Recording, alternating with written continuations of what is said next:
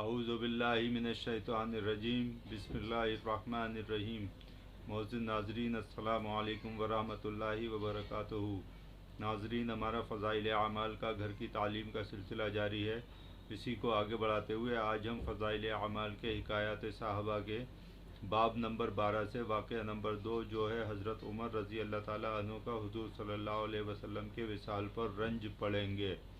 حضرت عمر رضی اللہ تعالیٰ عنہ باوجود اپنی اس ضرب المثل قوت، شجاعت، دلیری اور بہادری کے جو آج 1350 سال کے بعد بھی شہر آفاق مشہور ہے، اور باوجود اسلام کا ظہور حضرت عمر رضی اللہ تعالیٰ عنہ کے اسلام لانے سے ہی ہوا کہ اسلام لانے کے بعد اپنے اسلام کا اخفا گوارا نہ ہوا۔ حضور صلی اللہ علیہ وسلم کے ساتھ محبت کا ادنا سا کرشمہ یہ ہے کہ اپنی اس بہادری کے باوجود حضور صلی اللہ علیہ وسلم کی حالت کا تحمل نہ فرما سکے۔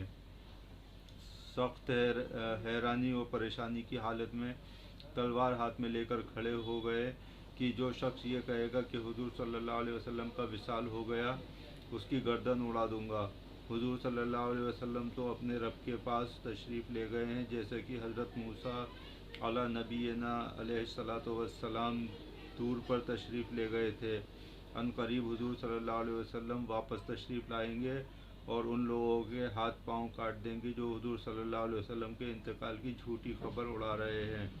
حضرت عثمان رضی اللہ تعالیٰ عنہ بالکل گمسم تھے کہ دوسرے دن تک بالکل آواز نہیں نکلی، چلتے پھرتے تھے مگر بولا نہیں جاتا تھا۔ حضرت علی کرم اللہ وجہہ چپ چاپ بیٹھے رہ گئے کہ حرکت بھی بدن کو نہ ہوتی تھی۔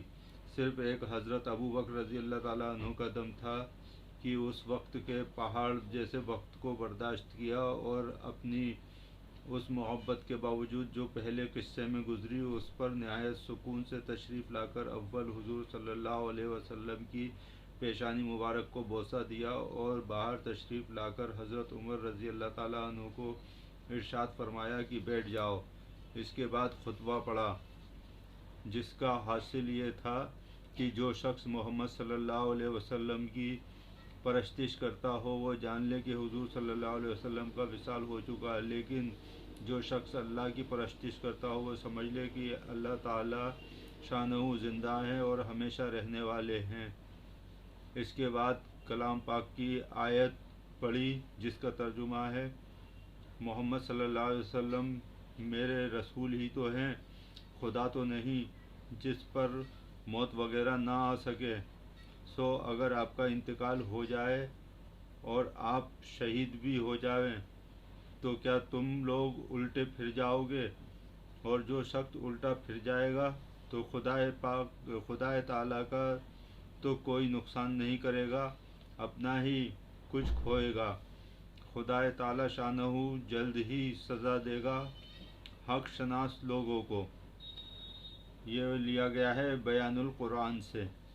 فائدہ: چونکہ اللہ جل شانہ کو حضرت ابو بکر صدیق رضی اللہ تعالیٰ عنہ سے خلافت کا اہم کام لینا تھا، اس لیے ان کی شایان شان اس وقت کی یہی حالت تھی۔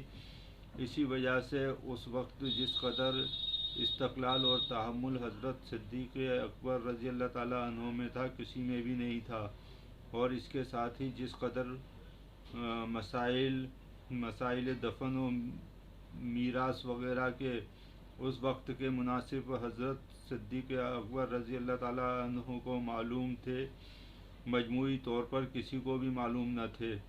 چنانچہ حضور صلی اللہ علیہ وسلم کے دفن میں اختلاف ہوا کہ مکہ مکرمہ میں دفن کیا جائے یا مدینہ منورہ میں یا بیت المقدس میں۔ تو حضرت ابو بکر صدیق رضی اللہ تعالیٰ عنہ نے فرمایا کہ میں نے حضور صلی اللہ علیہ وسلم سے سنا ہے کہ نبی کی قبر اسی جگہ ہوتی ہے جہاں اس کی وفات ہو، لہذا جس جگہ وفات ہوئی ہے اسی جگہ قبر کھودی جائے۔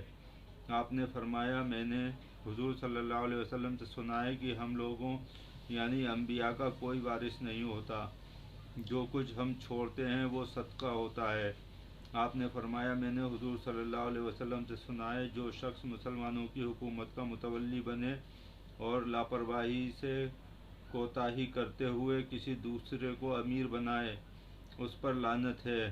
نیز حضور صلی اللہ علیہ وسلم کا ارشاد ہے کہ اس امر یعنی سلطنت کے متولی ہیں وغیرہ وغیرہ۔ حضرات اسی طریقے سے فضائل اعمال کا گھر کی تعلیم کا سلسلہ آگے بھی جاری رکھیں گے۔ فی الحال آپ سے اجازت چاہتا ہوں۔ السلام علیکم ورحمۃ اللہ وبرکاتہ۔